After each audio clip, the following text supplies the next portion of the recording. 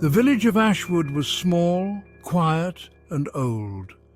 Nestled in a valley, it seemed almost forgotten by time, a place where the modern world had not yet intruded. It was the kind of place where secrets lingered in the fog, where every corner and cobblestone seemed to whisper stories of the past. The mist that rolled through the streets carried with it an air of mystery, wrapping the village in a shroud of enigma. The most imposing secret was Ashwood Manor. This grand yet eerie mansion loomed over the village, its presence a constant reminder of a bygone era. It stood on a hill overlooking the village, a dark and brooding silhouette against the grey sky. The manor's towering structure seemed to pierce the heavens, its shadow casting a long, foreboding presence over Ashwood. The manor had been empty for as long as anyone could remember. Its once grand halls and rooms now lay silent, filled only with echoes of the past. Locals whispered tales of a tragedy, of a family lost and spirits trapped within its walls. The stories varied, but all shared a common thread of sorrow and loss, painting a picture of a place haunted by its own history. The manor was imposing. Its stone walls were crumbling, a testament to the relentless passage of time. The once sturdy structure now showed signs of decay, with ivy and moss claiming the walls as their own. The windows were dark, like empty eyes staring out into the village with a hollow gaze. They seemed to watch over Ashwood, keeping its secrets locked away within the manor's depths.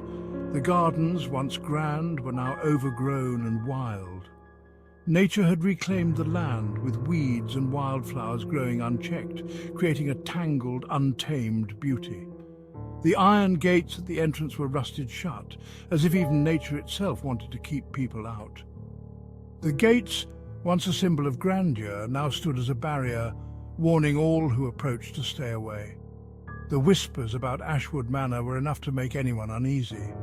The villagers spoke in hushed tones, their voices filled with a mix of fear and curiosity, as if speaking too loudly might awaken the spirits within. But for some, the whispers were an irresistible invitation. The allure of the unknown, the promise of uncovering the manor's secrets, drew them in. They were captivated by the mystery, unable to resist the pull of Ashwood Manor's dark history. The group of friends stood at the edge of the village, looking up at the manor. The air was thick with anticipation and a hint of fear. The old Ashwood Manor loomed over them, its dark silhouette stark against the moonlit sky. There was Liam, the bold one, always ready for a challenge. His eyes gleamed with excitement, a stark contrast to the apprehension that clouded the faces of his friends. Next to him was Maya, the skeptic, who loved to debunk a good ghost story. She crossed her arms, her expression a mix of doubt and curiosity, as if daring the manor to prove her wrong. Rounding out the group was Daniel, the quiet observer, always watching, always listening. He was the one who often noticed the things others missed, the subtle details that told the real story. It was Liam's idea to come here, of course. He had a knack for finding the most thrilling and often dangerous adventures. He'd heard the stories, the whispers, and he was determined to prove them wrong. The manor was said to be haunted, a place where the past refused to rest. A dare is a dare, Liam said, grinning. His grin was infectious, and despite their fears, the others couldn't help but smile back, albeit nervously. He pushed open the creaking gates of Ashwood Manor. The sound echoed through the night, sending a shiver down their spines. They groaned like a warning, as if the manor itself was reluctant to let them in. Maya rolled her eyes but followed him, her flashlight beam dancing nervously ahead. She muttered under her breath about the absurdity of the situation, but her curiosity kept her moving forward. Daniel, ever cautious, brought up the rear. He scanned their surroundings, every creak and rustle putting him on edge. He couldn't shake the feeling that they were stepping into something they didn't understand. The manor seemed to breathe around them, its dark history whispering through the walls. As they ventured deeper, the air grew colder, and the sense of foreboding intensified. Daniel's heart pounded in his chest, but he kept his fears to himself, determined to see this dare through to the end. The air inside the manor was heavy and still. Dust motes danced in the slivers of light that pierced the boarded-up windows. The silence was absolute, broken only by the sound of their own breathing and the thud of their hearts.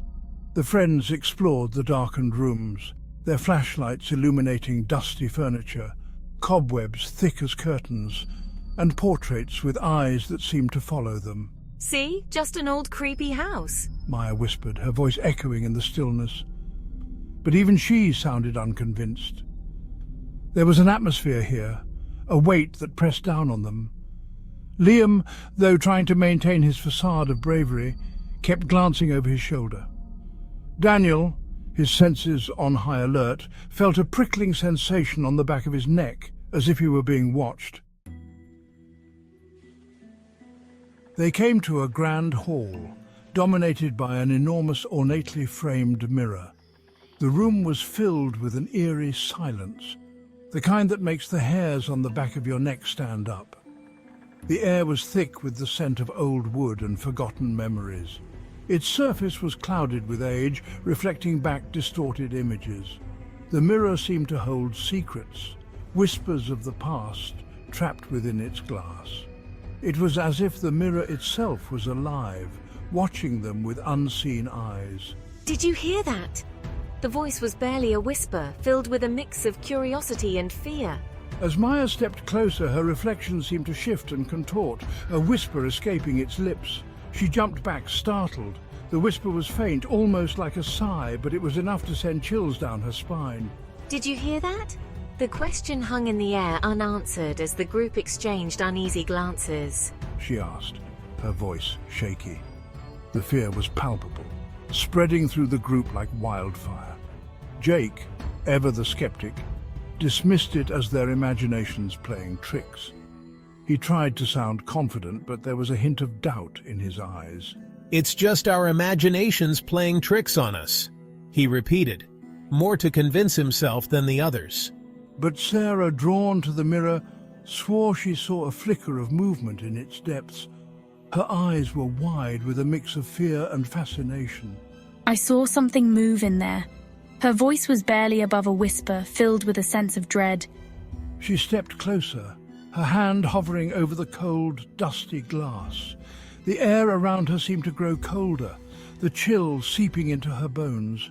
A chill ran up her arm, and she heard it again, a faint whisper like a breath against her ear. The whisper was clearer this time, filled with sorrow and longing. It spoke of sorrow, of loss, and of a longing for peace. The words were haunting, echoing in her mind long after the whisper had faded. The mirror held more than just reflections. It held the echoes of the past, the voices of those long gone, trapped in a never-ending cycle of sorrow and longing.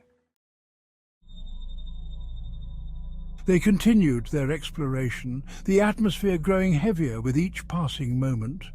Cold spots clung to certain areas, sending shivers down their spines. The air grew thick, making it difficult to breathe.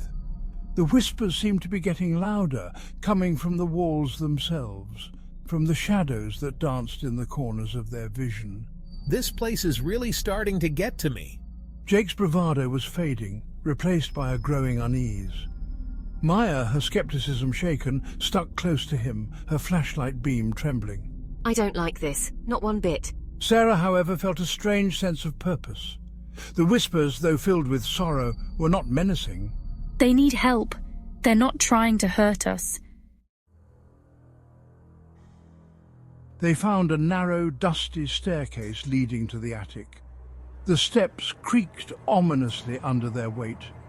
A heavy, iron-wrought door blocked the top of the stairs. It was locked, the keyhole sealed with what looked like dried wax. What are you doing? Tom, his curiosity piqued, pulled out a pocket knife and began to pick at the wax seal.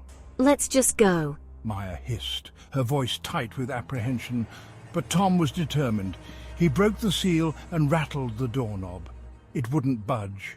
He threw his weight against the door, and with a groan it creaked open.